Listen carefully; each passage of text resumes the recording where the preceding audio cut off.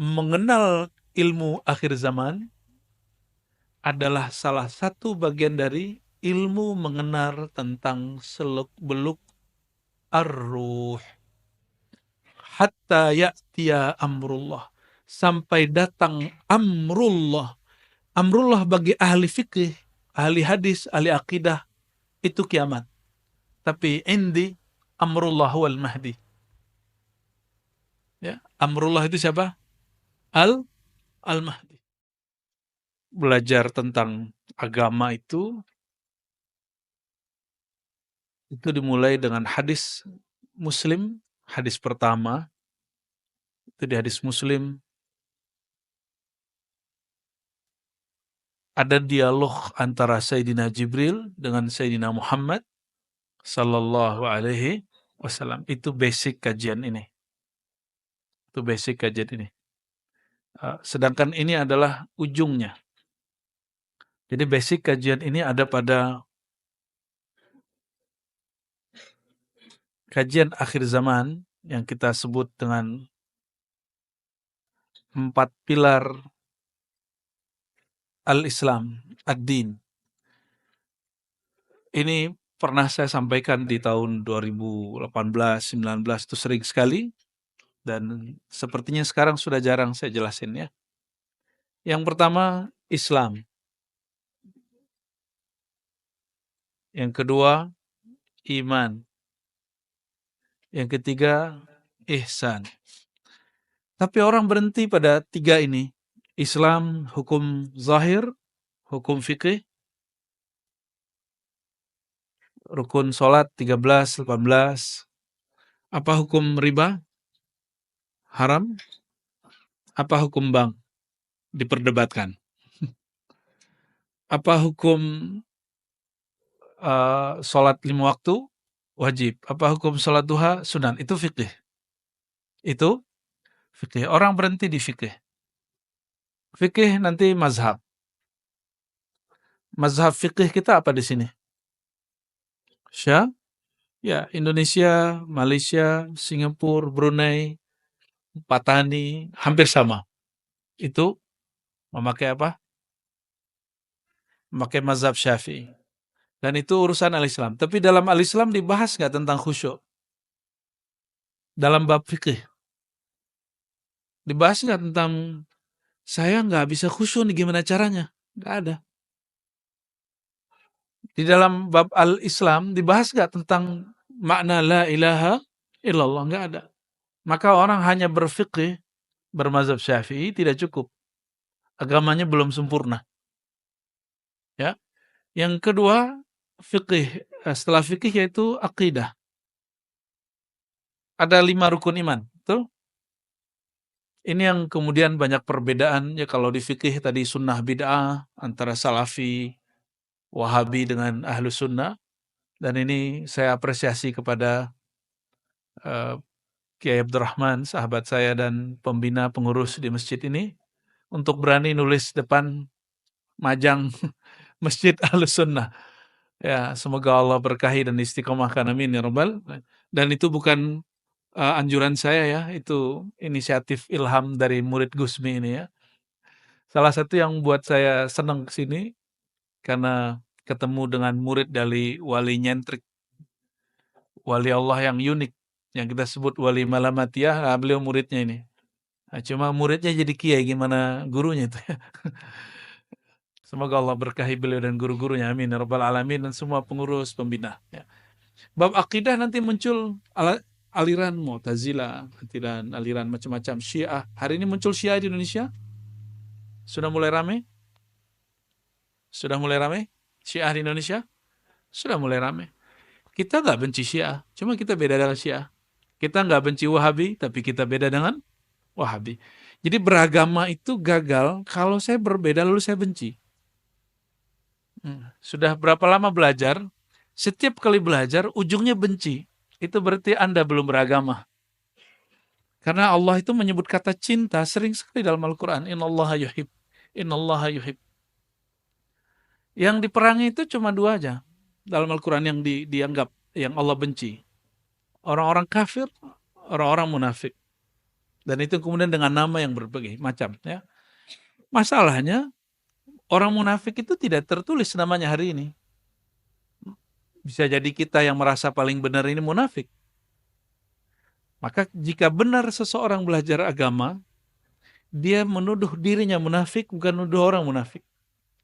Menuduh dirinya yang cabul, bukan orang yang cabul. Menuduh dirinya yang kotor, bukan orang yang kotor. Itu berarti beragamanya sudah mulai benar. Tapi kalau masih suka ngejudge, menunjuk orang, itu belum tuh. Itu syaitan. Tapi berjubah agama. Hati-hati ya. Karena syaitan tuh zikir di surga 18.000 tahun. Di riwayat Imam Tabari, Tarikh Tabari disebutkan iblis berzikir di surga 18.000 tahun. Ada yang berzikir sebanyak itu. Maka kesolehan kita, kealiman kita nggak cukup untuk melawan iblis. Apa yang bisa melawan iblis? Hanya satu, karena iblis nggak boleh masuk kolbu. Iblis nggak boleh masuk kolbu. Maka wajib belajar ilmu kolbu. Dan ilmu kolbu itu yang ketiga, ihsan. Fikih akidah, orang bisa murtad. Fikih ibadah, fikih ini ujungnya ibadah. Masih ingat bersisa 500 tahun ibadah? Hadisnya sahih menyebutkan bersisa itu 500 tahun ibadah. Apa yang terjadi? Semuanya gugur. Ada orang 500 tahun ibadah lalu menuntut masuk surga dengan amalnya. Juga Allah kemudian tolak. Kenapa mereka ditolak oleh Allah? Karena mereka nggak ngerti bab ihsan. Ihsan itu bab kolbu. Bab ruhaniyah.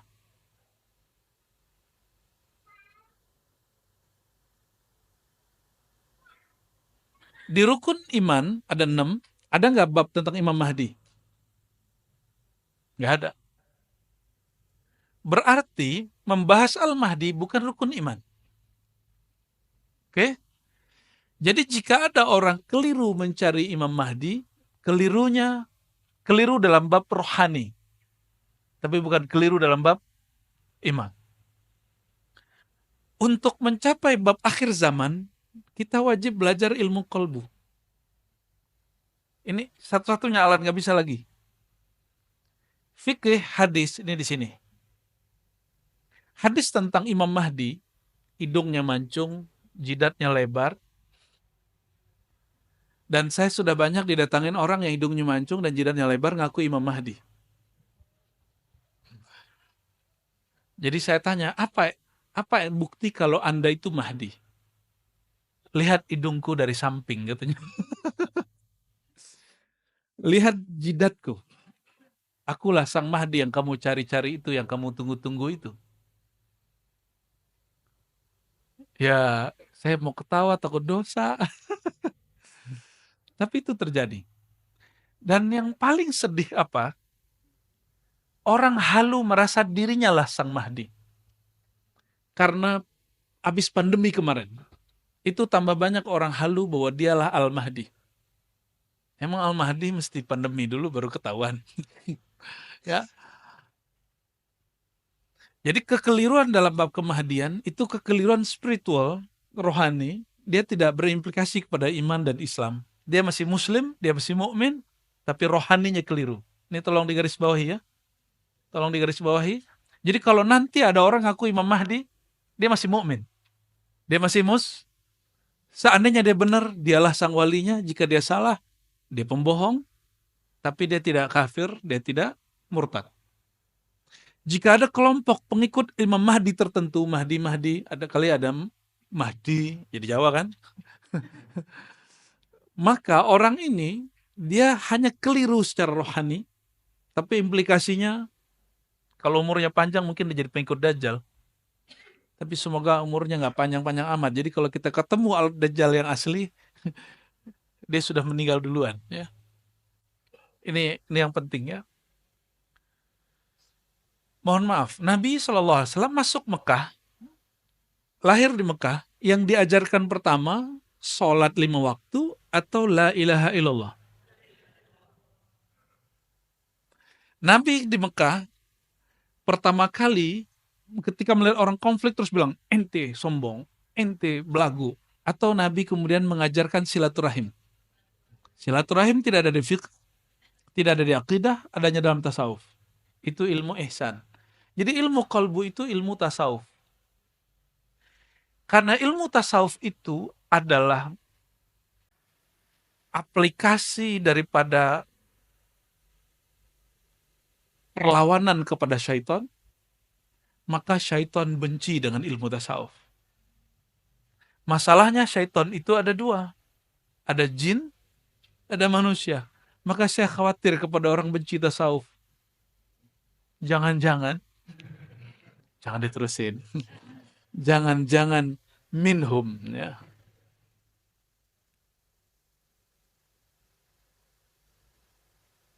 Karena tasawuf itu ilmu kolbu, sedangkan syaitan dalam kitab Awariful Ma'arif, Imam As-Surawardi mengatakan dalam satu riwayat, iblis itu meminta kepada Allah, ya Allah izinkan aku menguasai pembuluh darah manusia, maka Allah izinkan.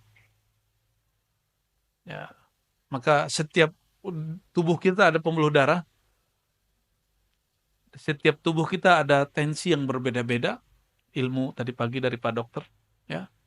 Ternyata tensi yang ada di mata beda dengan yang telinga, beda yang di kaki, beda yang di kepala, beda yang di otak.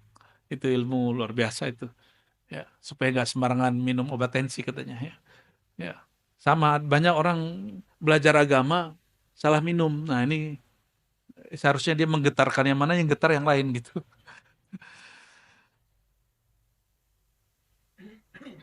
Iblis kemudian mengatakan, namanya masih Azazil, ya Rob, manggil Allah itu ya Rob, wahai Tuhanku. Jadi si Azazil, sang iblis itu, memanggil Allah itu masih dengan panggilan, wahai Tuhanku. Izinkan aku untuk menguasai kolbu manusia. Disitulah Allah murka. Inilah asbabul wurud hadis qudsi.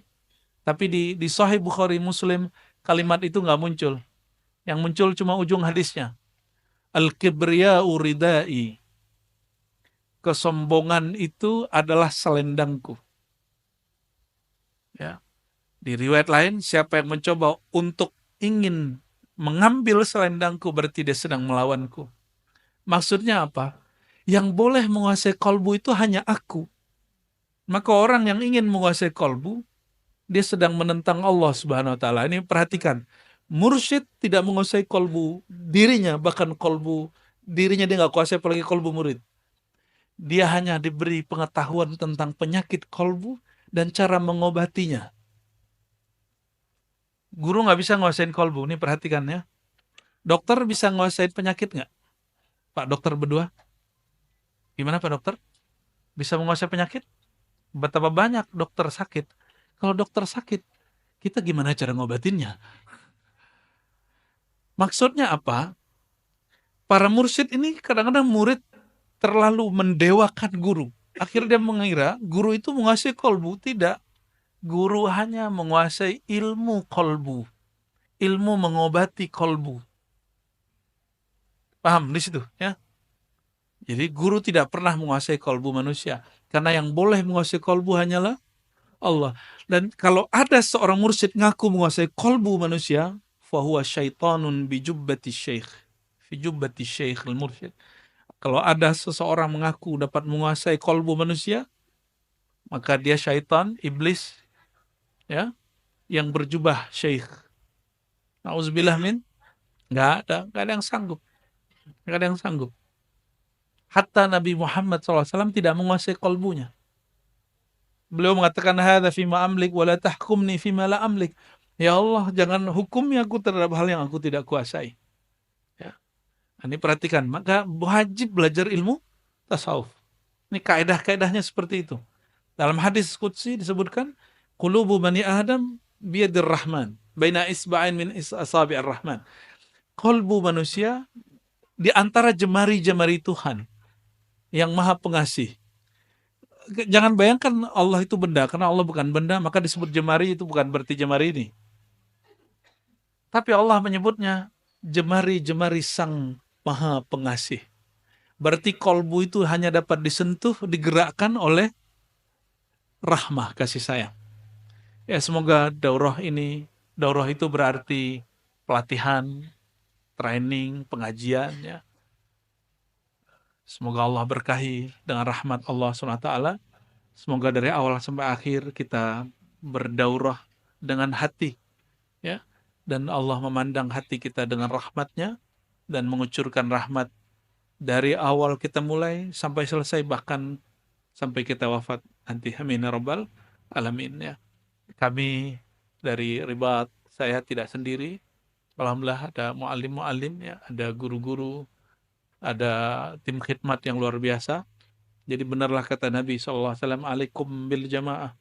Hendaklah kalian berjamaah. Jadi nggak ada superman, superhero, nggak ada. Yang ada cuma jamaah hero.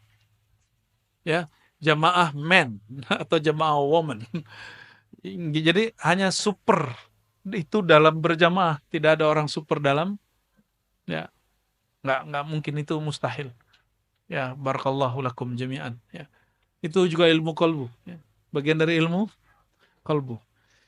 Oke, yang keempat. Ini yang muqaddimah masuk ke Imam Mahdi. Pertanyaan Sayyidina Jibril kepada Sayyidina Muhammad SAW apa? Apa pertanyaannya? Setelah Islam, iman, ihsan. Ya Rasulullah, apa itu Islam? Dijawab rukun Islam. Ya Rasulullah, apa itu iman? Dijawab rukun iman. Ya Rasulullah, apa itu ihsan? Dijawab dengan ilmu tasawuf. Dan yang ketiga, empat, ini yang paling penting. Ya Rasulullah, mata sa'ah. Kapan the time? Kapan si waktu itu terjadi? Sang waktu itu Allah, bahasa Arabnya ad-dahru. Nyampe di bahasa Sunda sama Jawa, dahar jadi makan. Waktu makan. Cocok logi yang cocok. Allah menyebut dirinya anad dahru, akulah sang maha waktu. Sedangkan si waktu itu kiamat. Dan bahasa Arab sa'ah itu artinya waktu yang panjang.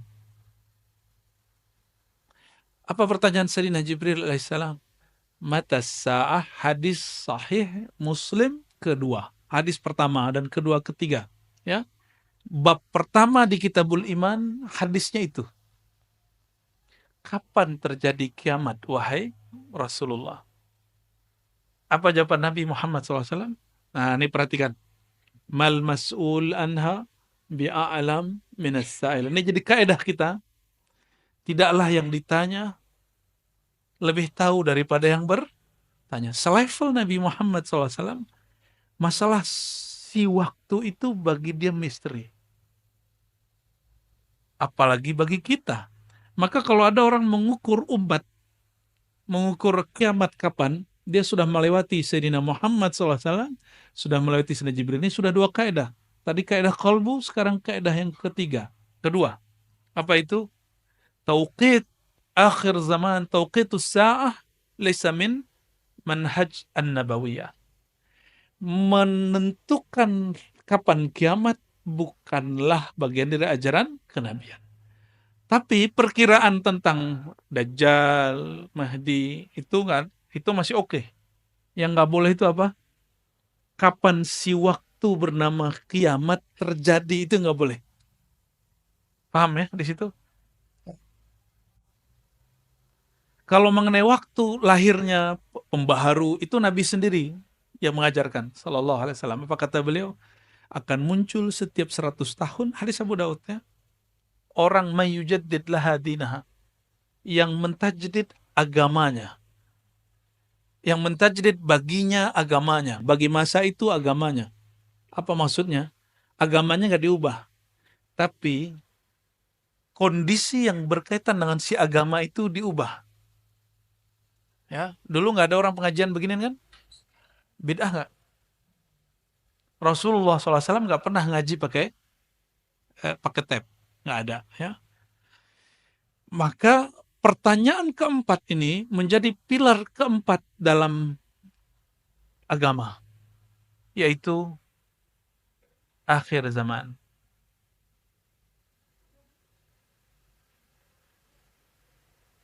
Jadi kalau orang tanya, ketika Nabi SAW ya melihat para sahabat bingung, tiba-tiba Sayyidina Jibril itu pergi setelah bertanya tentang tanda-tandanya. Jadi Jibril mengatakan, oke, kalau engkau tidak bisa jawab, ceritakan kepadaku tentang tanda-tandanya. Maka yang dibolehkan adalah ilmu tanda. Nih perhatikan, ini kaidah berikut. Ma'rifat akhir zaman, ma'rifatul alamat. Ma'rifat akhir zaman itu mengerti tentang tanda-tanda. Ini kaidah. Ini kaidah penting. Sudah berapa kaidah dari tadi? Sudah 3. Pertama, kolbu. Bahwa yang menguasai kolbu hanya Allah. Yang kedua,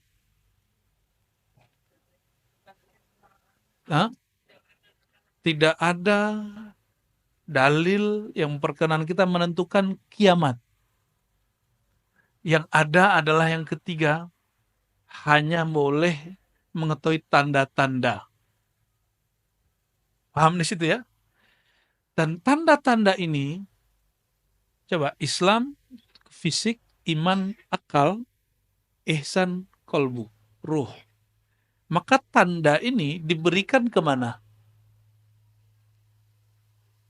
Ke fisik, ke akal, atau ke kolbu atau rohani? Ke dalam kolbu rohani. Ya. Nah, ini yang kita sebut dulu ya, saya hanya menyebutnya trilogi. Selamat datang Buya Kasril ya, Al-Khalidi. Alhamdulillah kita diberkahi mursyid suluk saya Naqsyabandiyah Khalidiyah hadir ya, dan rombongan dari Payakumbuh ini luar biasa. Ya. Malam tadi belum istirahat langsung kita siksa. Kita minta memberkati ribat yang di Ciputat. Jadi nggak ada istirahatnya. Malam-malam jam 2 baru istirahat. Semoga Allah berkahi beliau, amin ya rabbal alamin ya. Jadi Islam, iman, ihsan, akhir zaman. Dahulu saya hanya 3, tapi ternyata ilmu itu berkembang. Allah kemudian buka, hadisnya menyebutkan 4 toh. Ya, bahkan 5 pertanyaan akhir zaman itu pertanyaannya beranak. Dan kemudian Sayyidina Muhammad sallallahu alaihi wasallam ya, beliau ketika Sayyidina Jibril pergi, itu Sayyidina Jibril, ini perhatikan, yatamatsalu rajulan, menyerupai seorang laki-laki, serbannya bagus, rambutnya sangat hitam, bajunya sangat putih. Itu simbol dari orang yang paling keren di zaman itu. Tidak ada bekas orang lagi perjalanan jauh. Sayyidina Umar curiga, merhatiin. Sayyidina Umar itu sahabat yang diizinkan kolbunya dialog dengan Allah langsung. Maka dia disebut dengan gelar muhaddatsin, orang yang dapat ilham. Orang yang dapat ilham. Sayyidina Umar ketika melihat orang itu, falabithtu maliyah, aku terdiam sejenak keheranan. Lalu Sayyidina Muhammad SAW bertanya, atadri ya, manisa'il ya Umar. Hai Umar, kamu tahu siapa yang nanya? Sayyidina Umar mengatakan, la ya Rasulullah, engkau yang lebih tahu, Allah yang lebih tahu. Tapi dia curiga. Ya. Apa kata Sayyidina Muhammad SAW? Dzaka Jibril ja'akum liyu'allimakum dinakum. Itu Sayyidina Jibril datang kepada kamu mengajarkan ad-din, agama kamu. Maka 4 ini adalah pilar agama. Jadi kalau orang bertanya, saya belajar agama, apa saja yang saya sudah pelajari? Pertama, al-Islam, fiqih. Yang kedua, bab iman, akidah. Yang ketiga, ilmu hati, tasawuf. Jadi bertasawuf wajib bukan? Yang masih mengatakan bid'ah, kurang piknik. Itu hadis nomor pertama di Kitabul Iman. Bab pertama dalam bab Al-Iman, Sahih Muslim. Emang dia nggak baca Sahih Muslim? Ya. Oh, ada orang tasawuf nggak sholat. Itu bukan tasawuf bro, itu kebatinan. Ya. Ada orang kemudian kalau bertasawuf dia kemudian suka khurafat. Lah itu ahli khurafat bukan tasawuf, ente nggak tahu tasawuf. Ya, seumur-umur saya ketemu Abuya Kasril itu nggak pernah ngomong khurafat. Ya, beliau bicara apa yang beliau rasakan, bukan bicara apa yang di khuraf. Khuraf itu dongeng, dongeng yang dibuat-buat. Terus akhir zaman, perhatikan, akhir zaman itu karena memahami tanda-tanda, maka di Quran ada kalimat kul siru fil ard. Katakanlah hai Muhammad, berjalanlah, bergeraklah di muka bumi. Bergeraklah di muka bumi. Maka sirah atau harakah, kita sebut pergerakan, itu adalah pelengkap daripada akhir zaman. Nah, pelengkap akhir zaman ini yang bernama pergerakan, itu ada 3 jenis. Satu, pergerakan akliyah, dia bergerak dengan akalnya, rasionya, maka main pintar-pintaran. Bagi mereka kemajuan akhir zaman itu berdasarkan penemuan intelektual. Kelompok yang kedua, lawan dari akal. Orang-orang yang nggak masuk akal. Orang-orang yang kita sebut halu dan kebatinan. Mereka suka cocok logi, suka memaksakan makna, bahkan memalingkan makna hadis itu sesuai nafsunya. Kelompok yang hari ini disebut halu. Kelompok yang disebut halu. Dan ada yang ketiga, ini yang paling penting. Ahlul ruh, ahlul qulub. Ahli kolbu, ahli rohani. Ya, hanya mereka yang bisa memahami tentang akhir, masalahnya mereka itu sedikit. Semoga kita termasuk yang sedikit itu. Amin rabbal alamin. Ya. Jadi semua ini, 4 ini disebut ad-din. Apa yang disebut ad-din? Agama. Maka ketika disebut inna dina indallahil Islam, agama di sisi Allah itu al-Islam. Inilah maksudnya. Jadi al-Islam sebagai agama, ada al-Islam sebagai ilmu. Ini pengantar tentang Al-Mahdi. Jadi ilmu tentang Al-Mahdi ada nggak di fikih? Jadi kalau ada ahli fikih bilang nggak usah bahas-bahas begituan, wajar, dia nggak ada di kitab dia. Ya, ada nggak di bab iman? Ada yang bahas, ada yang tidak. Kebanyakan tidak bahas. Kebanyakan ahli akidah tidak membahas bab Mahdi. Maka wajar, nanti mohon maaf, orang mengaku ahlus sunnah, aswaja, berakidah Asy'ariyah, Maturidiyah, mazhab Syafi'i atau sejenisnya, dia kemudian menentang pembahasan tentang Al-Mahdi. Udahlah masih lama gitu. Orang begini kena penyakit namanya tulul amal. Apa arti tulul amal? Panjang angan. Dia kira masih dekat, masih jauh. Padahal Sayyidina Muhammad SAW mengatakan, ana wasa'a kahatain. 1445 lalu ditambah 13 tahun di Mekah, 10 tahun di Madinah. Nah, kurang tambahinlah itu. Jadi berapa tuh? Itu Sayyidina Muhammad SAW mengatakan, aku dan kiamat seperti 2 jari. Dekat apa jauh? Dekat sekali. Berarti kita sudah di ujung. Kita sudah di ujung. Maka hari ini, kalau masih orang mengatakan, udah gak usah bahas Al-Mahdi. Gak usah bahas. Berarti dia panjang angan-angan. Dia kira hidup nih masih panjang. Ini 2 aja, mati duluan atau ketemu. Gitu aja. Kenapa? Saya ngeceknya dari kejadian pandemi. Pandemi itu baru kali itu yang sedahsyat itu sedunia. Yang kena di Indonesia pertama Depok, yang di lockdown itu di Solo, di Payakumbuh. Loh, orang belum masuk situ udah di lockdown. Dan lucu tulisannya LOKDON, lockdown. Itu kekonyolan tapi seru sih. Ya Allahumma sholli ala sayyidina Muhammad, Allahumma sholli ala sayyidina. Dan itu semua. Bahkan negara yang dianggap berperan, Amerika paling parah. Cina paling banyak korban. Sampai hari ini. Bahkan Singapura sampai hari ini karena banyak Cinanya, kena terus. Tiap masa kena terus. Bener nggak? Ya. Sampingnya Johor kok nggak ada beritanya kan, aneh kan? Betul-betul aneh itu. Namun karena memori ini sangat short sekali, sangat pendek sekali, memori kita pendek. Sudah lupa kan trauma pakai masker? Sudah lupa? Sudah lupa semua. Jadi manusia itu gampang sekali. Karena dia gampang menyerap, dia gampang melupakan masa lalu. Dulu tegang, masih ingat di Indomaret, Alfamart, kita dekat dikit dibentak sama orang. Kamu jauh-jauh. Mati duluan dia. Ya, itu kajian ya, kejadian. Benar nggak? Kejadian itu. Ternyata Pak Dokter sendiri nggak mau vaksin.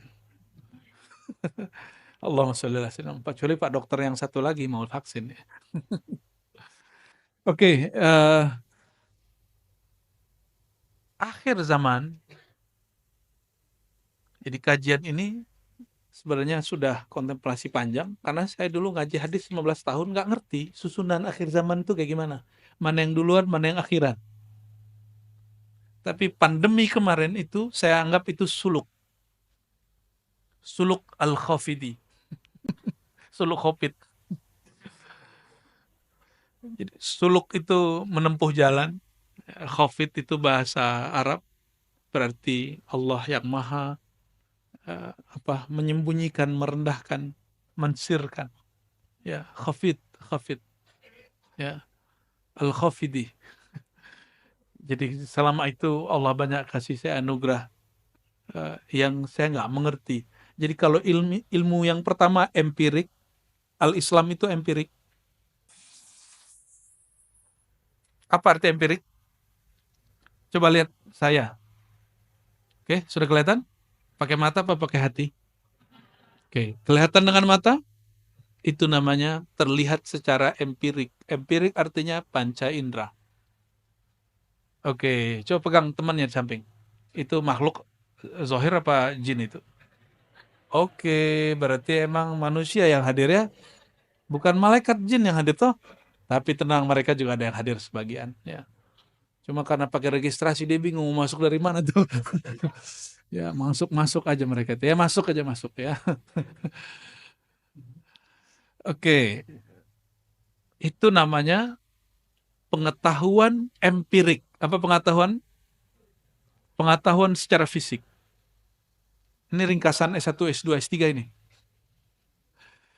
Ada bab tentang angka benar salah. Itu tidak dapat dilihat dengan mata, dia mesti difikirkan. Ini yang disebut oleh Imam Ghazali, aku berpikir, aku cinta, maka aku ada.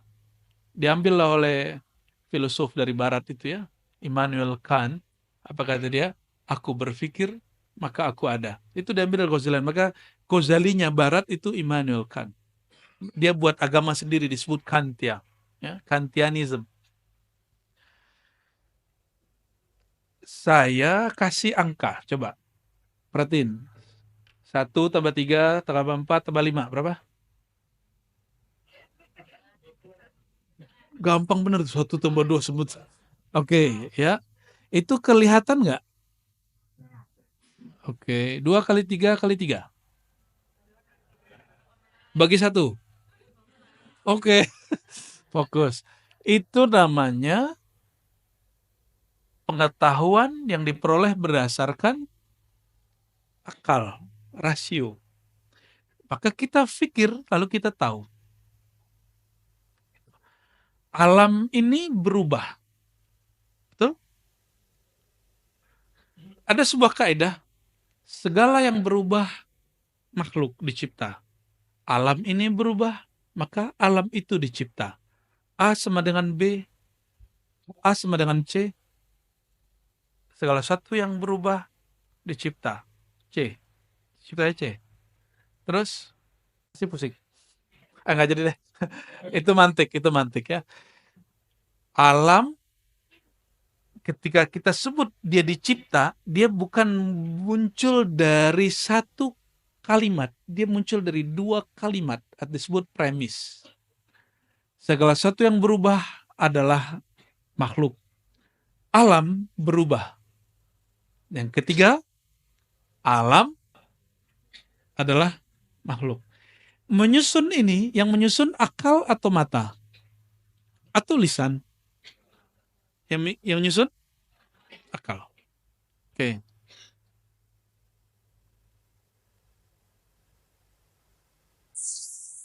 Gimana dengan hukum riba? Riba itu ditentukan buruknya oleh akal atau oleh syariat? Hmm? Riba itu ditentukan haramnya oleh syariat atau oleh akal? Oh, Mu'tazilah ini. Berarti nyusup juga Mu'tazilah sini ya. Alhamdulillah tobat hari ini. Penentuan hukum baik buruk itu mutlak syariat. Tapi baik buruk separohnya bisa diketahui akal. Tapi penentuan mutlak ini baik buruk berdasarkan syariat. Ini namanya akidah ahlus sunnah. Jadi ahlus sunnah itu syariat dulu. Syariat bukan berarti hukum boleh nggak boleh nggak. Syariat arti wahyu. Untuk mengetahui hukum riba mesti pakai wahyu. Bukan dengan akal semata. Tapi akal mengetahui sebagian. Akal mengetahui sebagian. Oke. Nah, mengetahui sesuatu setelah berpikir disebut dengan ma'rifat akliyah. Atau bahasa kitanya pengetahuan rasional. Pengetahuan berdasarkan akal, rasio. Tidak semua yang masuk akal itu cara menjelaskannya sesuai dengan akal. Ya, banyak hal yang masuk akal, tapi penjelasannya nggak masuk akal. Penjelasannya kadang halu, kadang keliru, itu sering terjadi. Nauzubillah min dzalik. Oke, kita tinggalkan akal. Dalam ilmu akal, apakah ada pembahasan tentang Imam Mahdi? Maka orang-orang cerdas, intelek, filosof tidak akan sanggup bicara Mahdi. Paling dia, ente terpengaruh agama-agama kuno. Yang nggak ada tuh Mahdi-Mahdian, nggak ada. Jadi kalau orang intelektual, pasti dia menolak kajian tentang Al-Mahdi. Ini kita buka-bukaan. Ya, kita bukaan. Menentukan tadi hukum riba pakai apa? Wahyu. Sahibul wahyu, memegang wahyu siapa? Nabi Muhammad SAW. Bab kemahdian yang mengabarkan siapa? Yang mengabarkan kemahdian siapa? Sang pemegang wahyu, Nabi Muhammad SAW. Oleh karena itu, membicarakan tentang kemahdian akhir zaman bukan berdasarkan tebak-tebakan mata, bukan tebak-tebakan akal, tapi dia berdasarkan wahyu yang diturunkan kepada Nabi Muhammad SAW dan pemahamannya disimpan dalam ilham yang diturunkan kepada para ulama ahlullah. Ya, kalau hukum zahir disimpan dalam kolbu ahli fikih, mufti-mufti yang mengeluarkan fatwa di MUI, di Bahsul Masail NU, Tarjih Muhammadiyah, mereka mengatakan ini halal, ini haram. Disimpan hukum zahir. Tapi hukum ini hukum rohani. Yang menyimpan hanya ahli rohani. Jadi kalau bertanya bab kemahdian, jangan tanya ke ahli fikih, nggak nyambung. Jangan tanya ke filosof nggak nyambung. Tanyalah kepada ahli rohani, karena rohani Nabi SAW yang menerima wahyu. Nah, pemahaman tentang kemahdian hanya dapat diterima, dibahas dengan rohani.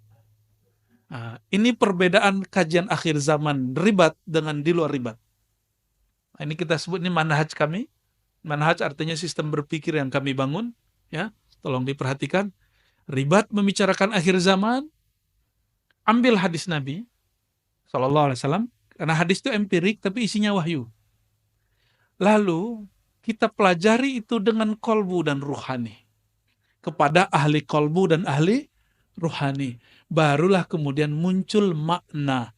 Sebagaimana kitab fikih, hukum tentang sholat, rukun sholat, wajib, tidak wajib, sunnah, bid'ah, tersimpan ilmunya di kolbu ahli fikih, maka ini tersimpan ilmunya di ahli kolbu.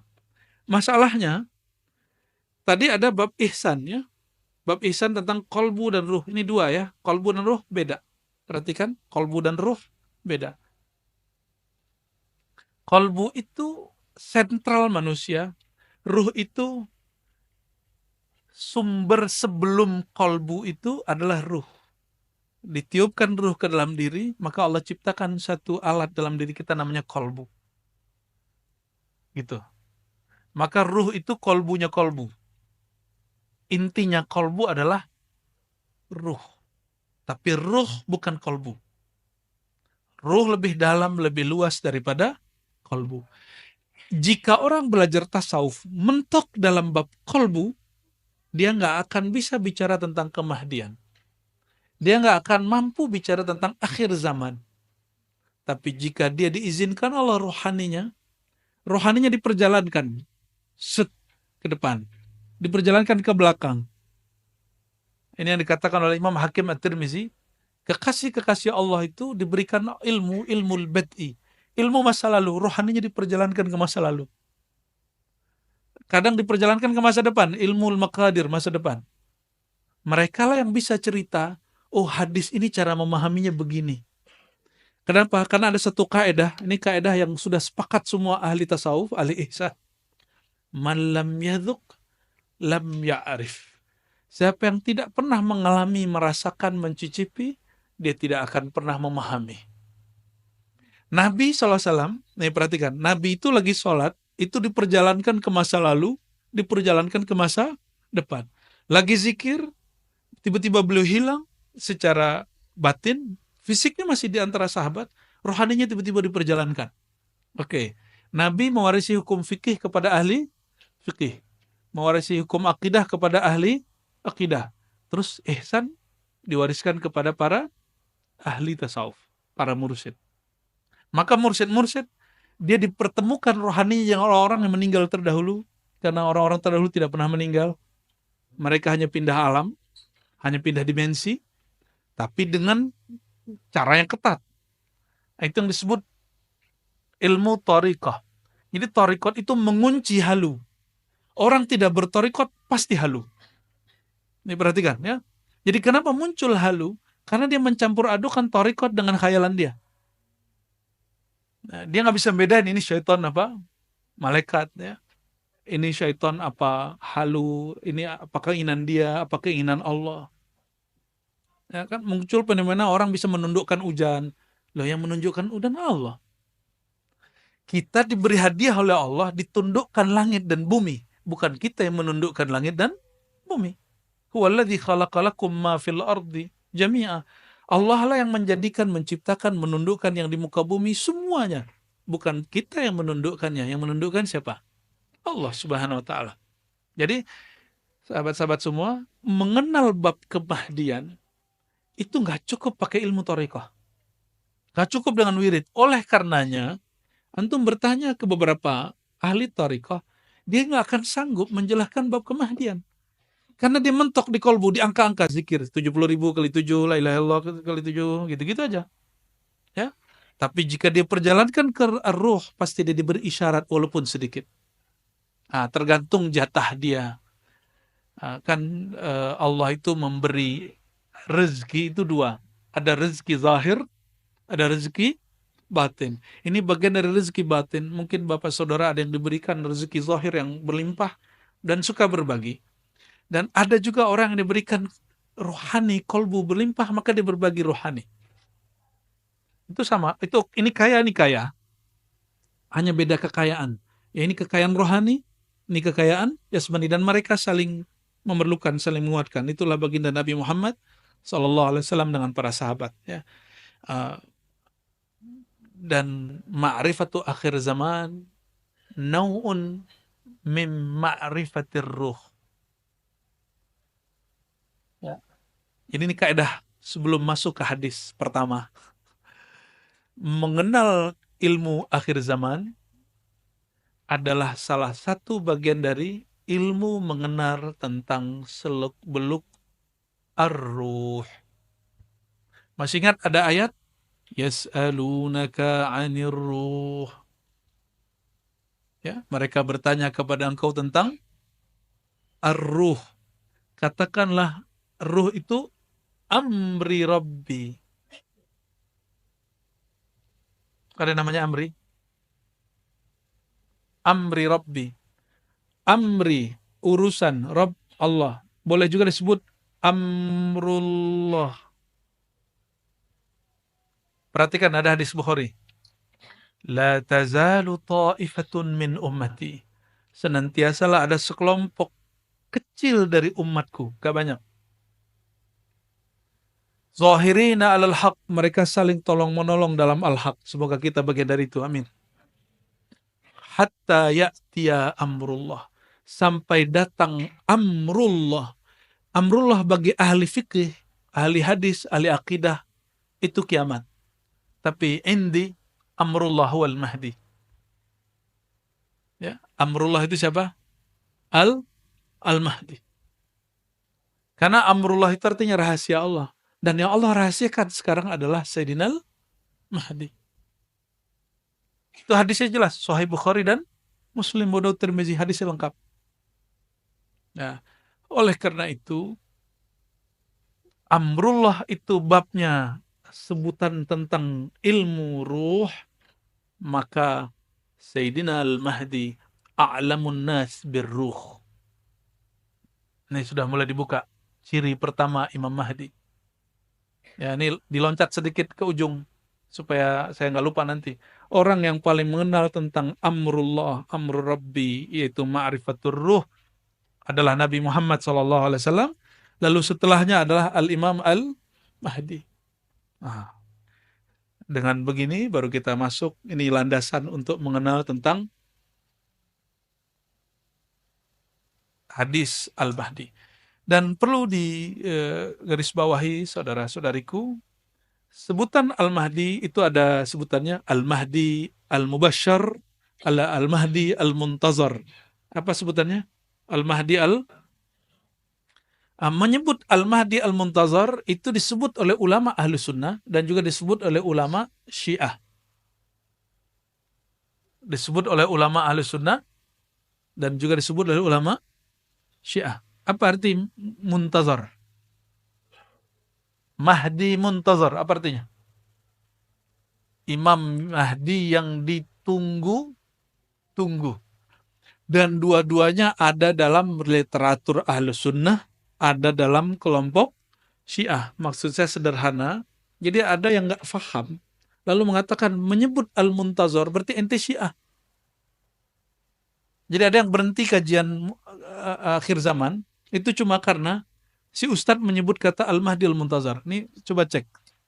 Kata Al-Muntazar itu muncul dalam Imam Ahlus Sunnah di Mesir, tapi berasal dari Maroko, itu Sidi Abdullah Al-Ghumari, waktu beliau masih di Mesir. Sidi Abdullah Al-Ghumari adalah hafiz terakhir hadis Nabi SAW. Orang terakhir yang paling banyak hafalan hadisnya di dunia. Dan beliau punya kitab tentang Al-Mahdi Al-Muntazar. Dan beliau Imam Ahlus Sunnah. Gitu. Tapi kita beda dengan orang Syiah. Syiah itu Mahdi, imam yang ke-12. Keturunan Rasulullah SAW yang ke-12. Kita enggak. Yang kita maksud Mahdi Muntazar, itu yang akan kita bahas pada sore ini ya. Sebelumnya kita baca lagi suratul Fatihah. Untuk Imam Abu Daud dan guru-guru kita yang menjazahkan saya kitab ini, Abuya Syekh Sya'rani Al-Martapuri Al-Makki, dan beberapa guru-guru yang lain yang masih hidup, dari Syekh Yasin, dari Umar Hamdan, dari sanadnya yang bersambung kepada Imam Al-Hafiz Abu Daud As-Sijistani. Al-Fatihah. Bismillah.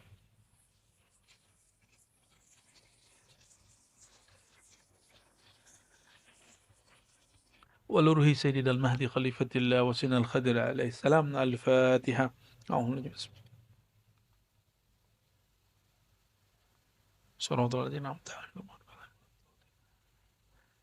Ya, setelah muqaddimah tadi, nahmadullah wa nusalli wa sallim ala habibihil karim. Amma ba'du. Qala bisanadina al-muttasil al-imam Abi Daud. Ini sudah dibagi? Enggak dibagi ya? Enggak. Oh, nanti dibagi PDF-nya. Ini ada sanad yang tadi saya fatihain. Guru kami, orang terakhir yang khidmat dan lama khidmat kepada Syekh Yasin Al-Fadani, orang kita yang ahli hadis di Mekah. Yang terakhir khidmat itu orang Banjar, lama di Mekah. Dan Syekh Yasin ini guru, bukan hanya guru Nusantara, tapi guru di dunia. Maka disebut musninud dunya. Kita ketemu ulama Mesir, disebut Syekh Yasin. Orang Al-Azhar berbangga mengatakan saya murid Syekh Yasin. Ketemu orang India, guru saya ahli hadis, dan mengatakan kami murid Syekh Yasin. Ketemu juga orang Maroko, dia mengatakan oh Syekhuna Syekh Yasin. Yang lucunya di Mesir, teman saya di Al-Azhar itu kasih tahu dosennya, kampungnya Syekh Yasin dekat kampung saya. Kata enti tolol katanya. Ya, mana ada kampung enti namanya Padang katanya. Lah, saya anak Fadani Syekh. Akhirnya ya maklum, orang Mesir kan nggak semua juga alim geografi. Dia nggak tahu kalau Syekh Yasin itu orang Sumatera Barat. Ya, tapi alhamdulillah ya, kita bersyukur. Dan paling unik, saya mengenal nama Syekh Yasin Al-Fadani bukan dari orang Sumatera Barat. Saya mengenalnya dari orang Arab dan orang Jawa, Madura, Banjar, Betawi, Palembang, India. Jadi kenalnya bukan dari orang kampung saya. Kenalnya dari mereka. Dan salah satu sanad kitab yang kita riwayatkan adalah kitab Sunan Abi Daud. Ini kitab 4 tahun kami pelajari di Ma'had ya. Dan ada 9 hadis yang pendek tapi memuat tentang kisi-kisi Imam Mahdi. Inilah dia ya. Sama halamannya di situ? Sama ya? Bismillahirrahmanirrahim. Sanadina al-muttasil al-Imam Abi Daud qala haddatsana qala kitabul Mahdi, kitab Al-Mahdi. Apa arti Al-Mahdi? Apa makna Al-Mahdi?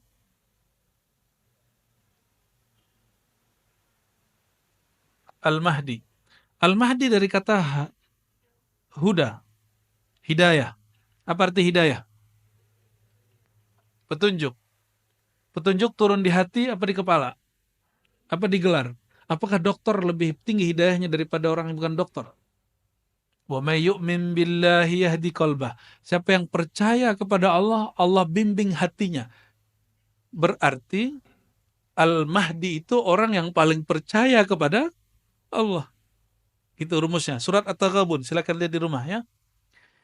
Maka Al-Mahdi, jadi ada hada yahdi huda, fahuwa hadi wa dzaka mahdi ya. Ada hadi, kalau hadi yang memberi petunjuk. Kalau Mahdi yang diberi petunjuk. Huda berarti tuntunan. Maka Al-Mahdi berarti yang dituntun. Yang dituntun tadi siapa? Mana yang dituntun? Kolbu, ruhnya. Ruhaninya langsung dituntun oleh Allah Subhanahu wa Ta'ala. Ya. Jadi kalau ditanya, ini sudah langsung terjawab, ini harus sudah khatam ini kajiannya, ya. Siapakah Al-Mahdi? Orang yang paling beriman kepada Allah dan orang yang paling tertuntun kolbunya. Masalahnya yang tertuntun kolbunya, ruhnya, ruh tampak atau tidak? Ini masalahnya. Karena ar-ruh itu tidak tampak, maka dia bisa berkamuflase. Jika syaitan dapat menyerupai manusia, menyerupai orang taat, masalahnya nanti orang yang dapat mutiara di kolbunya, dia nyamar jadi syaitan. Itu masalahnya. Nggak ada namanya Al-Mahdi itu, ember itu nggak ada. Kayak yang di Pakistan itu nggak ada. Ya, ngaku sekian ribu kali ketemu Allah, mimpi, ya mimpi doang ngaku. Ya, kalau mimpi mah kita tiap hari ketemu Allah 5 kali minimal, jaga. Ya, lebih keren ketemu Allah jaga atau ketemu Allah mimpi. Ya, jadi ada anak Timur Tengah baru tamat dari Al-Azhar, dia bilang, menurut ente ini Imam Mahdi bukan? Karena menurut ente dia Imam Mahdi. Loh, alasannya apa? Dia ketemu Allah udah sekian ribu kali, ketemu Rasulullah sekian ribu kali, mimpi. Saya candain, saya nggak pakai pengalaman batin. Ini pakai akal aja. Jadi debat sama begitu nggak usah pakai saya melihat dalam hati, nggak perlu. Cukup mengatakan begini, "Bro, ente kalau ada orang ketemu Allah dalam keadaan jaga, dan itu setiap hari, mana yang lebih tinggi makomnya daripada orang yang kamu sebut di Pakistan itu Al-Mahdi karena dia ribuan kali mimpi ketemu Allah?" Yang pertama dong. Saya canda, bro, samping ente. Samping yang mana nih? Saya bilang gitu. Loh, ente maksudnya gimana? Kamu orang Indonesia, nggak mungkin kamu punya begitu. Saya kasih kemudian satu ayat. "Wasta'inu bis-sabri was-salah wa innaha lakabiratun illa 'alal khashi'in alladhina yazunnuna annahum mulaqu rabbihim wa annahum ilaihi raji'un." Surat Al-Baqarah. Ya, ayat berapa tuh? 45 ya? 44 45 ya? Orang-orang yang khusyuk itu, orang-orang yang yazunnuna annahum mulaqu rabbihim, orang yang yakin dia bertemu Allah. Ya, yazunnuna, mereka yakin, merasakan, mempersepsikan, annahum, bahwasannya mereka mulaqu, liqa, jumpa, rabbihim, Tuhannya. Siapa nama Tuhan mereka? Allah. Jadi orang yang disebut khusyuk, siapa yang disebut khusyuk? Kita kalau sholat merasa jumpa dengan Allah, nggak mesti mimpi. Minimal, jadi saya bilang aneh, minimal 5 kali, 5 time setiap hari jumpa dengan yang dimimpin sama Imam ente yang di Pakistan itu. Tapi akullak lastu bil Mahdi. Saya bukan Imam Mahdi. Jika yang ketemu jaga gak Mahdi, masa yang ketemu mimpi Mahdi? Logika-logika akliyah sederhana itu bisa mematahkan orang. Dan itu perlu ya ke apa ya, agak nakal dikit sih. Jangan, harus agak berani dikit. Agak nyeleneh-nyeleneh dikit kalau begituan. Iya, jahil dikit. Jadi nggak boleh kemudian nggak enak gitu, nggak bisa. Nah, itu tips kalau lagi bercanda, tapi candanya bisa merubah orang. Apa kata dia? Tolong selamatkan saudara-saudara saya yang sudah keliru mengatakan yang di Pakistan itu Imam Mahdi.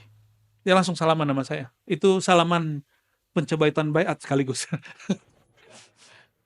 Ya, itu serius gak serius tuh ya.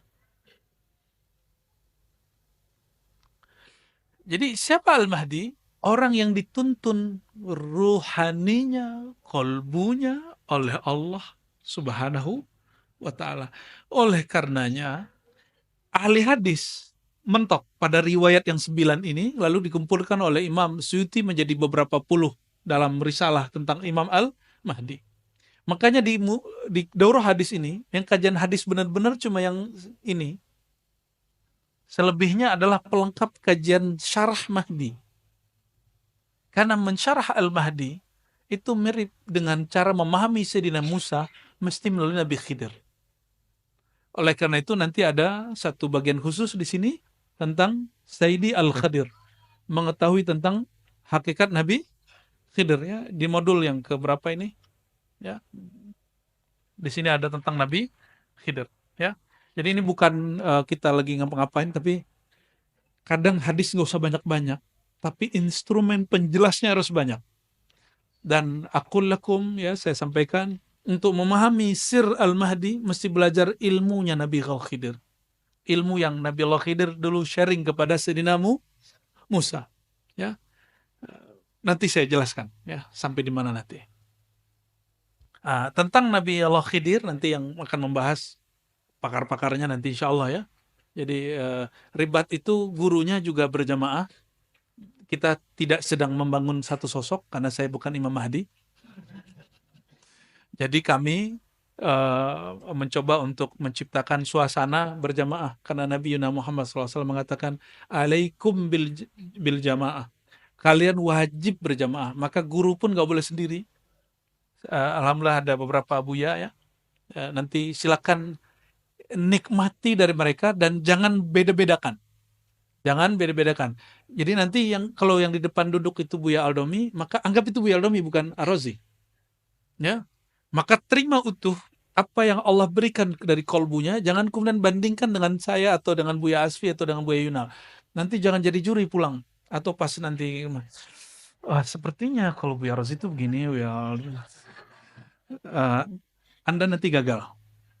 Nanti nggak bisa menikmati hidangan-hidangan rohani yang lebih banyak. Thariqat itu banyak, di ribat itu, Bapak Ibu, kita mengedepankan satu manhaj namanya manhaj al-Muhammadi.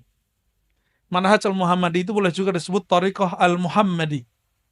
Thariqah al-Muhammadi itu bukan thariqat saingan Naqsyabandi, saingan Syazili, enggak. Al-Muhammadi itu sistem untuk memahami semua thariqah.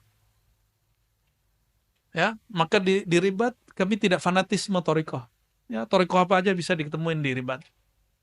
Maka kita sebut manhaj kita, thariqah kita al-Muhammadi, meskipun kami suluknya Naqsyabandi.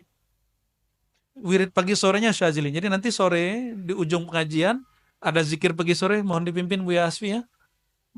Zikir yang diajarkan baginda Nabi Muhammad SAW untuk mengisi pagi sore, dan itu sama dengan bercocok tanam di surga. Jadi subhanallah bihamdi ismul azim gharsun fil jannah.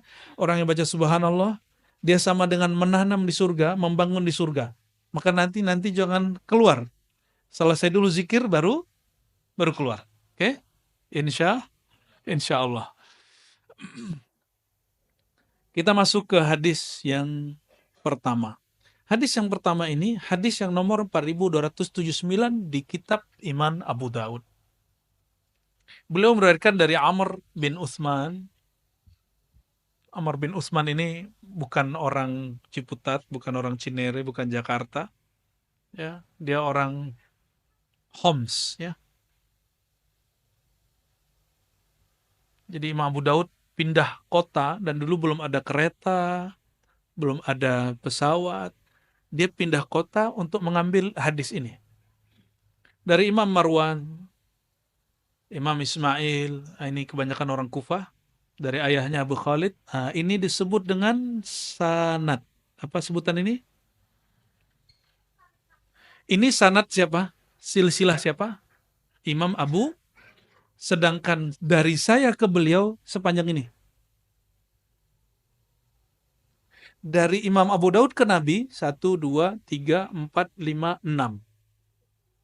Jadi jarak beliau dengan Nabi 6 orang. Jarak saya dengan Imam Abu Daud di atas 20 orang. Jadi ini yang disebut sanad. Jadi ini yang dikatakan Imam Ibnu Mubarak, al-isnad minad-din, bersanad, berguru, bersilsilah bagian dari agama. Jadi kita nggak ngaku-ngaku. Hari ini banyak orang buka kajian kitab Sunan Abu Daud, Sahih Bukhari, tapi dia nggak punya sanad. Kita nggak tahu dia gurunya siapa, pemahaman dia ambil dari siapa, apakah dari kolbu pewaris Nabi, apa kolbu pewaris Musailamah al-Kadzdzab. Ya, kita nggak tahu. Semuanya punya pewaris, itu. Maka wajib memperhatikan guru kita siapa, apakah silsilah ilmunya bersambung kepada Nabi Muhammad SAW. Ini bukan untuk menghibur, tapi ini menghiburan. Ya, apa kata guru kami? Kafa lil mar'i ayyakuna ismuhu tahta ismin Nabi. Cukup lagi seorang murid, nama dia ditulis di bawah nama Nabi. Ya, jadi nanti ada nama Nabi, terus di bawah nama guru ada nama dia.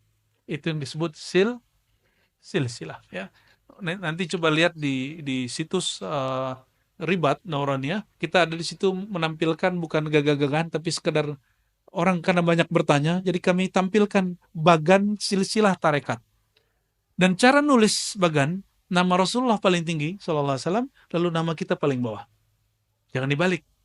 Tapi kalau nulis narasi, nama kita dulu terus baru nama Rasulullah sallallahu alaihi wasallam. Dan cukup seseorang dapat syafaat jika nama dia terhubung dengan nama baginda Nabi Muhammad sallallahu alaihi wasallam, ya.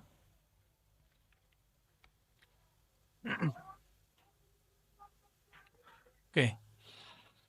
Qala sami'tu Rasulullah sallallahu alaihi wasallam. Berkata Jabir. Jadi yang mendengar Nabi bersabda Imam Abu Daud atau Jabir bin Samurah? Jadi kalau ada orang hari ini mengatakan langsung saja kepada Rasulullah, dia sedang berbohong. Karena mustahil selevel Imam Abu Daud yang wafat abad ketiga, antara beliau dan Nabi 6 orang. Dan dia gak langsung dengar. Dari fulan, dari Nabi. Masa orang yang hidup di sekarang, zaman 1446 ini, sudah 46 ya? Masih 45? Ini sudah sore. Oke. Lalu orang mengatakan, langsung saja kepada Rasulullah. Yang paling kacau itu mereka mengatakan langsung saja kepada Allah. Wow. Yang langsung kepada Allah itu Rasulullah, bro. Namanya wahyu. Ternyata maksud dia langsung saja kepada Al-Quran. Loh, Al-Quran wahyu. Ternyata bukan itu juga maksud dia. Langsung saja kepada buku terjemahan. Terjemahan Al-Quran bukan Al-Quran. Penyimpangan, baik terorisme, ekstremisme, kebanyakan muncul dari orang belajar dari terjemahan. Ya, kebanyakan. Kita juga mendidik santri-santri yang terlibat ideologi-ideologi begitu, dan hasil pengamatan saya, Masya Allah, akal mereka terdoktrin terjemahan ini adalah wahyu Allah. Padahal terjemahan itu adalah terjemahan si penerjemah. Oke, Quran yang kita pegang itu bukan Quran wahyu, tapi itu Quran mushaf. Apa beda Quran wahyu dan Quran mushaf? Kalau wahyu turun ke qalbu Nabi SAW. Kalau mushaf ditulis oleh sahabat Nabi Sayyidina Utsman, maka disebut mushaf Utsmani. Mushaf produk manusia, mushaf Quran dicipta. Kalau Al-Quran tidak dicipta, dia langsung masuk ke dalam ruh. Paham di situ? Oke, maka kalau kita mengatakan langsung saja kepada Allah, itu setara dengan Rasulullah SAW. Langsung saja kepada Pak Nabi, itu setara dengan dua kelompok. Satu ahli sahabat, yang kedua ahli kasyaf. Orang kasyaf itu langsung ke Rasulullah ya. Percaya nggak tuh? Nabi itu mati nggak? Karena Nabi nggak pernah mati. Orang-orang yang ahli rohani, diizinkan Allah rohaninya mengakses rohani Rasulullah SAW. Itu disebut ahlul kasyaf, ahlul rohani. Cuma dua orang itu yang bisa ketemu Nabi. Sahabat Nabi SAW. Yang kedua, ahlul kasyaf. Hanya dua itu. Mungkin kelompok yang mengatakan langsung saja kepada Rasulullah. Dia sahabat Nabi. Jadi kalau ketemu dia, radhiyallahu anka. Gitu ya. Atau qaddasallahu sirrahu. Karena dia ahli rohani. Nah, jadi kalimat itu tidak pantas dikatakan oleh seseorang umat Nabi Muhammad SAW yang berilmu. Jadi tolong perhatikan, jangan pernah mengatakan langsung saja ke Quran. Enggak. Al-Quran itu karena turun ke kolbu Nabi, bukan kepada kertas. Maka coba taruh Quran di rumah, itu rumahnya nggak jadi sakti loh. Tapi taruh Quran di kolbu, dimanapun kita pergi, Allah berikan kita karamah. Karamatul Quran. Karamatul Quran. Keramatnya Quran. Keramat itu artinya kemurahan Allah yang ada pada Quran. Keberkahan Allah yang ada pada Quran. Jadi mohon ini diganti cara berpikirnya bahwa Quran yang dimaksud baginda Nabi Muhammad SAW, Dzalikal kitabu. Waktu itu sudah ada buku belum? Sudah ada percetakan apa namanya di Bandung itu? Mizan. Sudah ada Gramet? Belum ada. Maka yang dimaksud Dzalikal kitabu la raiba fih. Itulah Alkitab. Yang dimaksud adalah apa yang diturunkan kepada qalbu Nabi Muhammad sallallahu alaihi wasallam. Ya. Dan itu adalah Rasulullah SAW itu sendiri. Maka Sayyidah Aisyah mengatakan akhlak Nabi adalah Al-Quran. Jadi Nabi itu adalah kitab yang berjalan. Oke, ini yang disebut pemahaman rohani dalam membaca Al-Quran dan Sunnah. Dan itu diajarkan baginda Nabi Muhammad SAW. Ya, innal Quran zahran wa batnan. Riwayat Hakim Tirmizi, Quran itu punya makna zahir, punya makna yang dalam. Baik, jadi adabnya kita tidak mengatakan Rasulullah SAW bersabda. Ini adab kalau lagi ngaji. Kalau khutbah lain cerita. Ya, nah, biasanya kalau khutbah kita mengatakan di dalam Sahih Bukhari, di dalam kitab yang sahih, Nabi bersabda. Jangan ngomong Nabi berkata, wah kapan dia dengarnya? Ya, hati-hati kalimat begini. Kalimat begitu hanya boleh dikatakan oleh dua kelompok tadi. Ya, Makanya saya tidak menolak ilham Syekh Abdul Qadir Jilani mengatakan, Nabi bersabda, al-alam minni wa ana minallah. Alam dariku, aku dari Allah. Di kitab hadis nggak ada. Itu beliau dengar secara rohani. Maka ini disebut ilham, setara dengan ilham. Oke. Yang berkata sami'tu, aku mendengar Rasulullah sallallahu alaihi wasallam. Rasulullah sallallahu alaihi wasallam yaqul, bersabda. Dalam bahasa Arab, qala itu artinya digunakan untuk ungkapan yang berbeda. Kita nyebut berfirman, berkata, bersabda. Indonesia karena pengaruh dari sastra-sastra Sanskerta, di Sanskerta itu ada kelas-kelas kata. Kata umum seumuran, ada yang ke atas, ada yang kepada Tuhan. Maka itu mempengaruhi bahasa Indonesia. Orang Indonesia kalau sesama ngomong kata-kata Melayu, begitu sama. Kemudian ada yang disebut dari guru kepada murid, dauh, sabda. Atau dari Sang Maha Guru SAW disebut dari Allah disebut berfirman. Tapi sebenarnya secara ilmu bahasa tidak ada pembedaan. Berfirman, jadi boleh sebenarnya Ustadz Dawami berfirman, itu boleh. Sebenarnya tapi dalam isti'mal lughawi, jadi bahasa itu ada yang wad'i, ada yang urfi, ya, ada yang sesuai kaidah bahasanya, ada yang sesuai dengan tradisi penggunaannya. Nah, bahasa Arab juga seperti itu sebagiannya. Yaqul, berkata boleh, bersabda boleh. La yazalu, senantiasalah hadzal din, agama ini, qaiman, tegap berdiri, berjaya. Hatta yakuna, sampai yakuna alaikum, ada pada kamu isna asyar khalifah, 12 khalifah. Apa arti khalifah? Khalifah itu pengganti orang sebelumnya. Khalifah tidak pernah diciptakan baginda Nabi Muhammad SAW. Ini perhatikan. Nabi tidak pernah menoskan, mengajarkan, buatlah sistem kekhalifahan. Gak pernah. Cek Quran, cek sunnah, gak ada. Kekhalifahan adalah ijtihad dan ijma ulama sahabat. Ya, jadi orang yang mengatakan Nabi Muhammad SAW tidak bawa rahmat karena tidak buat kekhalifahan, itu kekeliruan dan itu adalah isa'atul adab alaihi.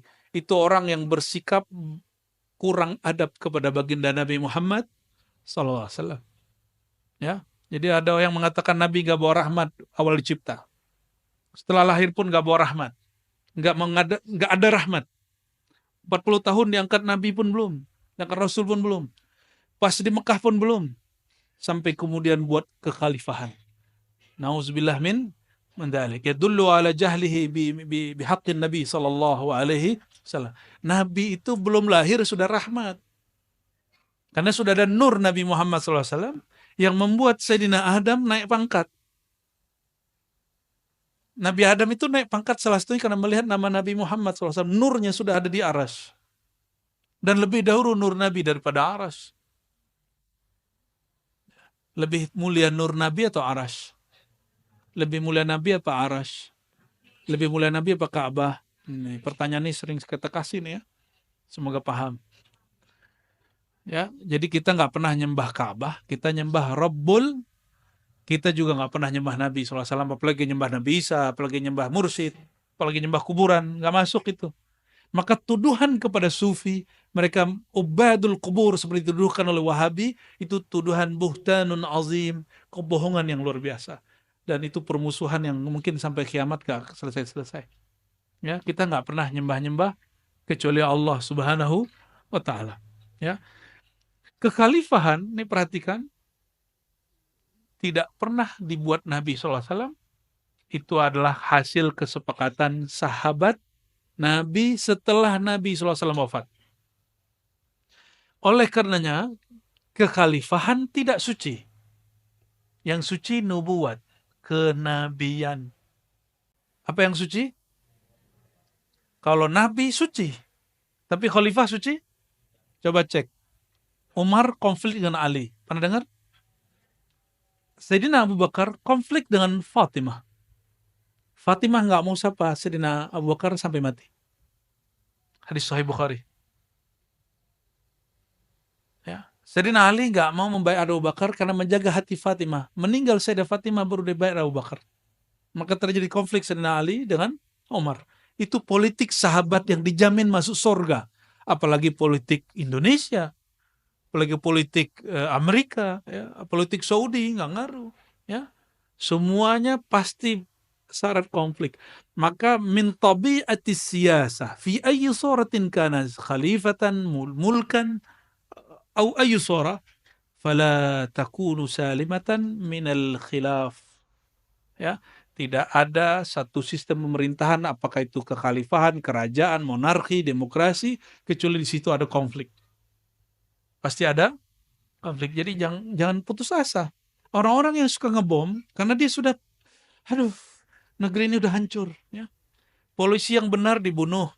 Karena ada kan polisi yang mau dia punya menyimpan berita tentang sabu, dimatiin orang. Ya, polisi yang jahat bertahan. Orang kalau mikir begini, wah ini kita harus bunuh polisi semua nih. Ya. Makanya beberapa kali di Indonesia markas polisi dibom. Benar nggak? Ya. Itu karena pikiran dia pendek. Dia tidak paham bahwa salah satu sunnatullah pada dunia ini adalah kekacauan. Jawaban dari Ibnu Athaillah As-Sakandari. Jadi Ibnu Athaillah kemudian ditanya, kenapa dunia ini banyak masalahnya, banyak konfliknya, kita udah baik juga orang nggak baik sama kita. Apa jawaban beliau? Sesuatu tidak mengeluarkan kecuali yang menjadi sifat di dalamnya. Karena dunia itu sifatnya rusak, busuk, hancur, maka dia hanya menampilkan yang rusak. Oke, kembali ke ini. Jadi 12 kekhalifahan, 12 khalifah, sampai hari ini ulama kita nggak ada yang sepakat tentang makna siapakah 12 khalifah ini, kecuali kelompok Syiah. Bagi kelompok Syiah, 12 imam itu, yang ke-12 adalah Imam Mahdi yang masuk kepada goa lalu menghilang waktu dia masih kecil. Dan itu bukan akidah Ahlus Sun. Jadi bagi mereka, Sayyidina Hussein punya anak, Ali Zainal Abidin punya anak, Muhammad Al-Baqir, Muhammad Ja'far, terus sampai kepada Muhammad bin Askar. Askar ke-11, Muhammad bin Askar yang kedua, Muhammad bin Askar ini menghilang waktu kecil. Cocok dengan hadis ini. Lalu apa kata mereka? Inilah imam yang kita tunggu. Kata siapa? Kelompok Syiah. Ajaran Ahlus Sunnah tidak meyakini 12 imam versi.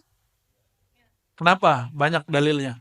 Yang pertama, 12, yang 11 itu tidak pernah memimpin suatu pemerintahan pun. Sayyidina Hussein memimpin pemerintahan enggak? Dia wafat dibunuh oleh Yazid dan tentara Yazid, namanya Ibn Ziyad, sebelum berkuasa. Sayyidina Ali Zainal Abidin Jumatan aja nggak boleh. Muhammad Al-Baqir juga sama, Ja'far Shadiq itu juga hampir sama.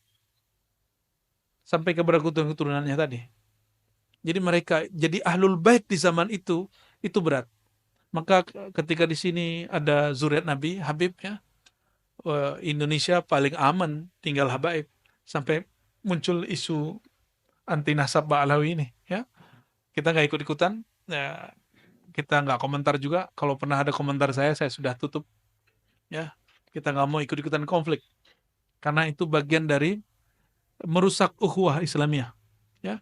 Jika membahas nasab merusak ukhuwah Islamiyah, kita nggak usah bahas. Baik. Lalu siapa yang disebut 12 imam ini?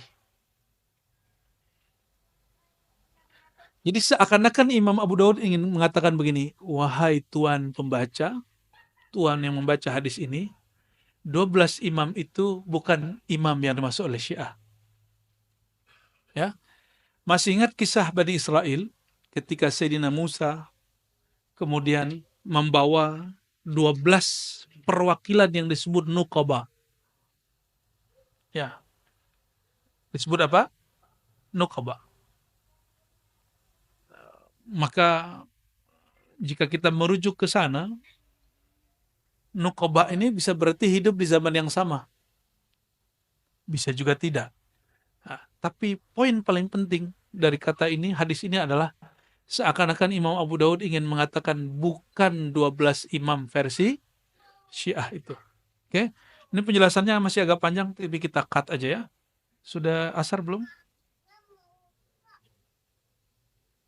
Belum. Belum mau atau 1 menit lagi? Oh, bentar lagi berarti.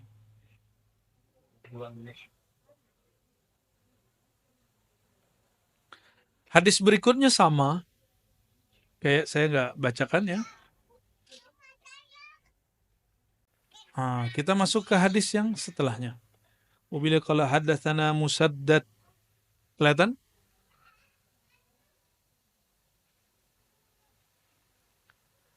Disampaikan oleh guru kami Musaddad. Musaddad ini namanya lucu, Musaddad bin Musarhad. Ya. Musaddad bin Musarhad begitu namanya, sampai ada candaan oleh hadis. Nama Musaddad kalau dibaca bin Musarhad, bin, dan itu semuanya bikin pusing orang Arab. Kata orang Arab, itu kalau ada yang kesurupan langsung sembuh.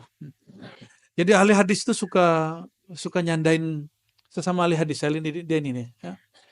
An Umar bin Ubaid haddatsahum ha ini berarti gurunya ada 2 atau lebih dari 2 ya.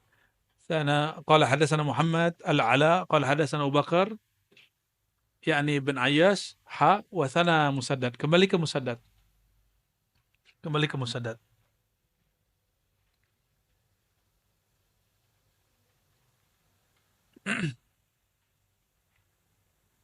Allahumma shalli ala sayyidina.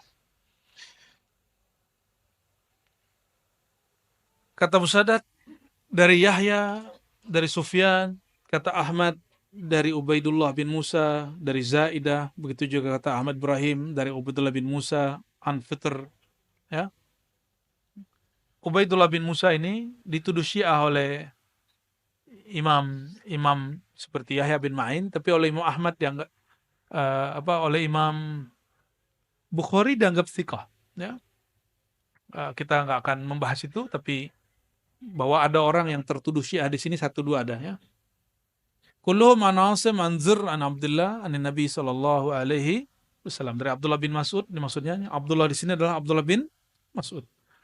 Qala, nah perhatikan ini hadis Al-Mahdi yang paling penting untuk bab limit waktu. Laulam yabqa, seandainya tidak tersisa,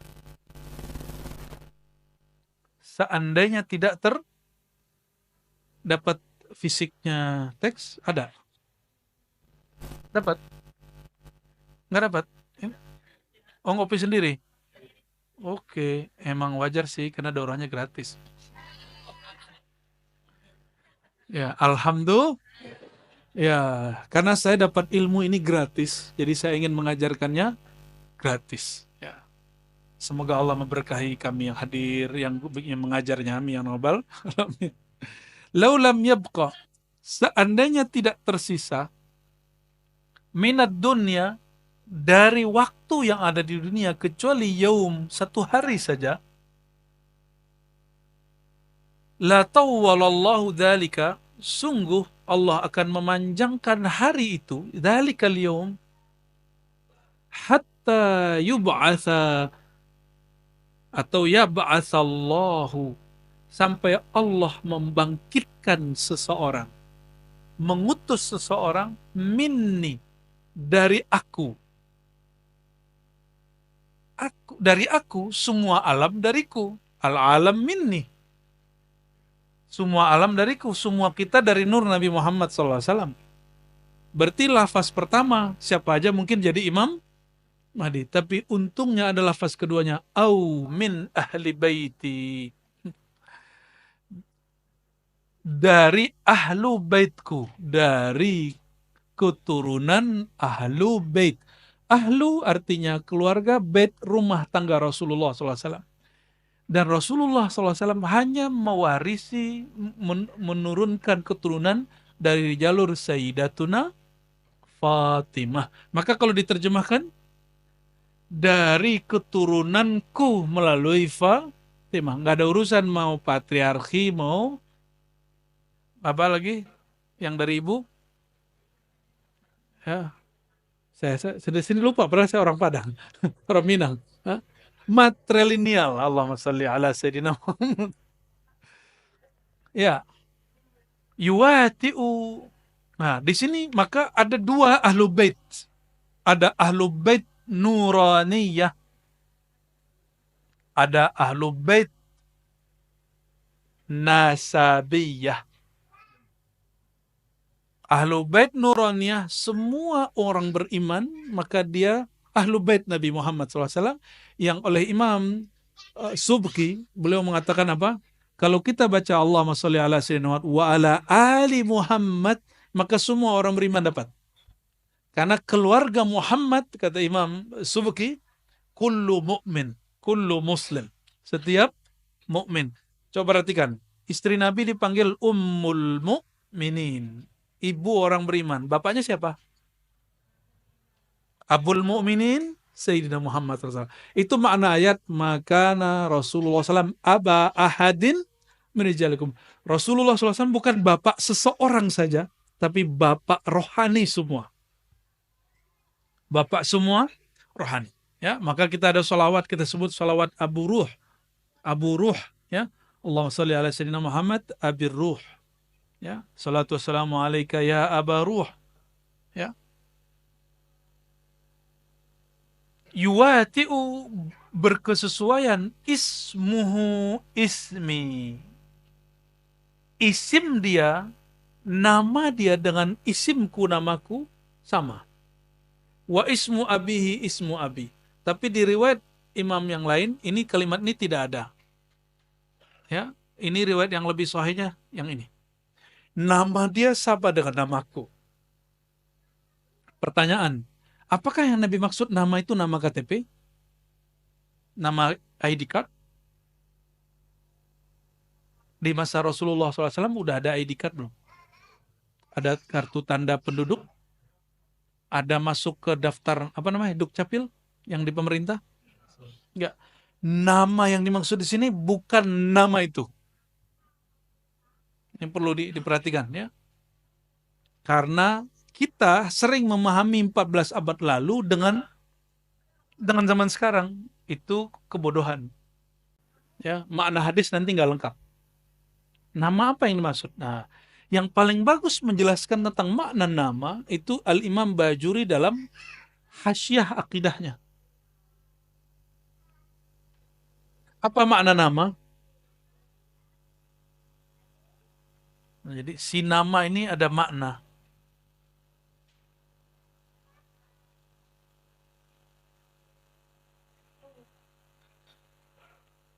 Ismi, namaku. Dari kata ism. Bismillah, dengan nama Allah. Ism dalam bahasa Arab itu ada dari kata sumu. Sumu artinya luhur, tinggi. Ulu. Maka langit disebut sama satu akar kata. Satu akar kata. Orang Arab begitu kayanya mereka dalam berbahasa Arab. Maka sumu disebut uluwud darajah wa ma'rifah. Ketinggian derajat dan ketinggian ma'rifat, pengetahuan.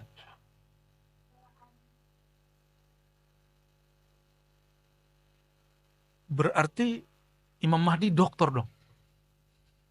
Ya, karena derajatnya tinggi dan ilmunya tinggi. Oh, bukan. Rumus awal apa tadi?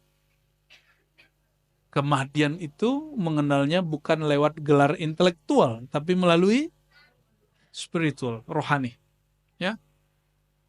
Makna kedua daripada ism, kalau ini tinggi,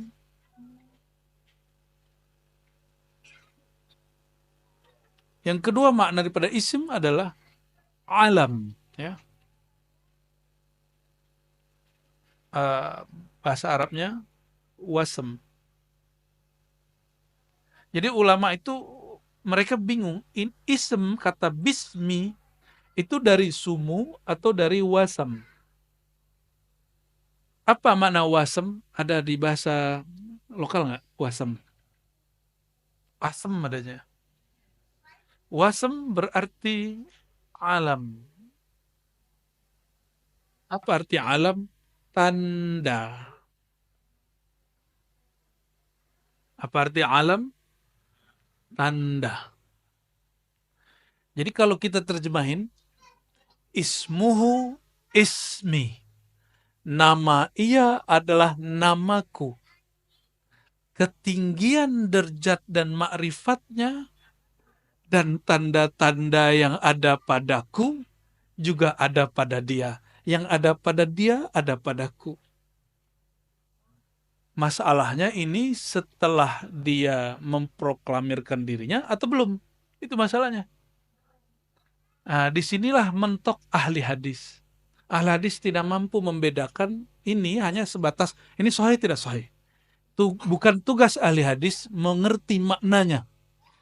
Tugas mengerti maknanya ahlul ihsan, ahli rohani. Ya. Ini derajat. Derajat apa yang tinggi di situ? Derajat rohani. Tanda. Tanda apa di situ? Ini tanda ahli hadis masih kurang connect.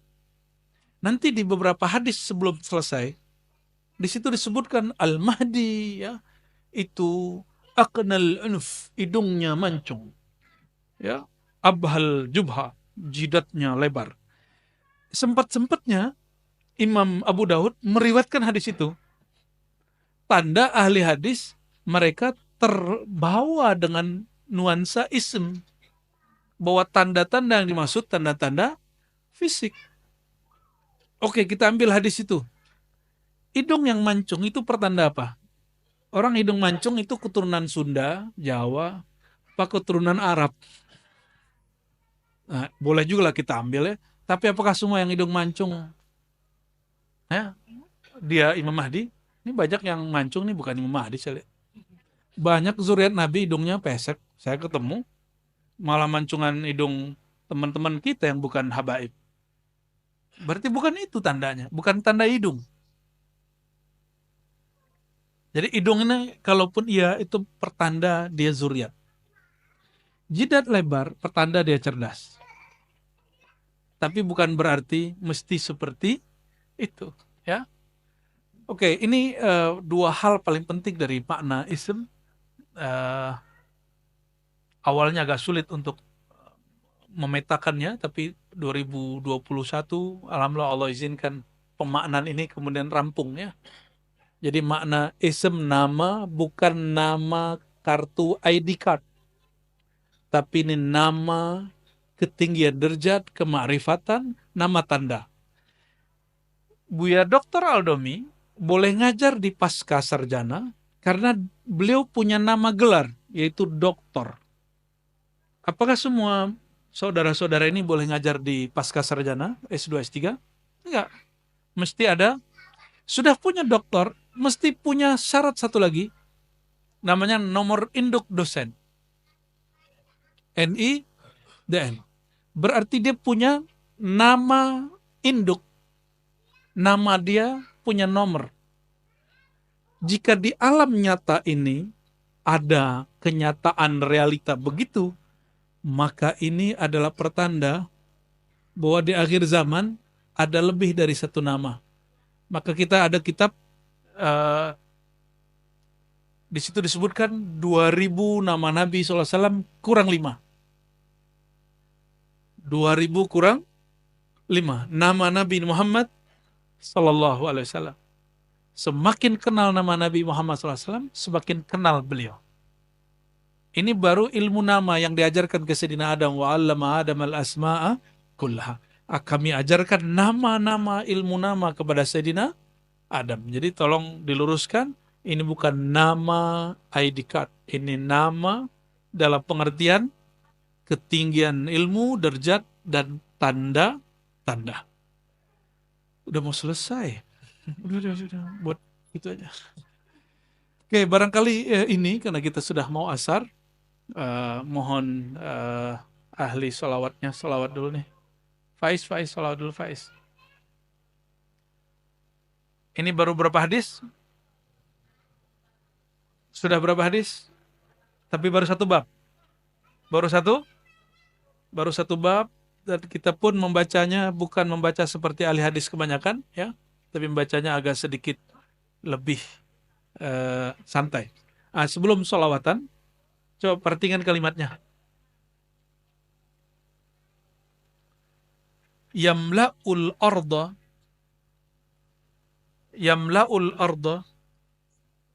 Al-Mahdi itu akan memenuhi bumi dengan qistan wa adlan, keadilan. Kama, ini menjadi limit kemunculan Al-Mahdi. Jadi kalau orang bertanya, kapan muncul Al-Mahdi? Kita nggak berani memberikan tanggal, kecuali itu perkiraan. Jadi kalaupun ada penanggalan, itu hanya perkiraan. Kama muliat, sebagaimana dipenuhi bumi zulman wa jawra, kezaliman. Jadi kalau mau dijawab, kapan Imam Mahdi muncul? Apabila kezaliman memuncak di semua tempat. Sekarang kan belum zalim-zalim amat lah. Ya. Masih bisa makan tuh? Masih boleh makan? Masih bisa tidur beberapa jam setiap hari? Masih dapat hak hari-harian? Masih. Berarti ini belum. Ya, tapi tenang dulu, kan ini zaman bisa berubah. Kezaliman yang paling dahsyat selama sepanjang tahun ini, sepanjang abad ini, itulah kemarin pandemi. Kita nggak tahu ke depannya apa lagi. Jadi kezaliman yang dimaksud di sini bukan kezaliman politik lokal. Tolong digarisbawahi. Bukan kezaliman politik lokal. Kalimatnya coba perhatikan. Sang Mahdi akan memenuhi bumi. Ini kalimatnya pakai bumi. Akan memenuhi bumi sebagaimana bumi dipenuhi. Berarti ini yang disebut orang global, tapi saya nggak suka istilah itu. Apa istilahnya? Uh, Pemerintahan global gitu. Saya nggak suka istilah itu. Kita gunakan istilah baginda Nabi Muhammad SAW.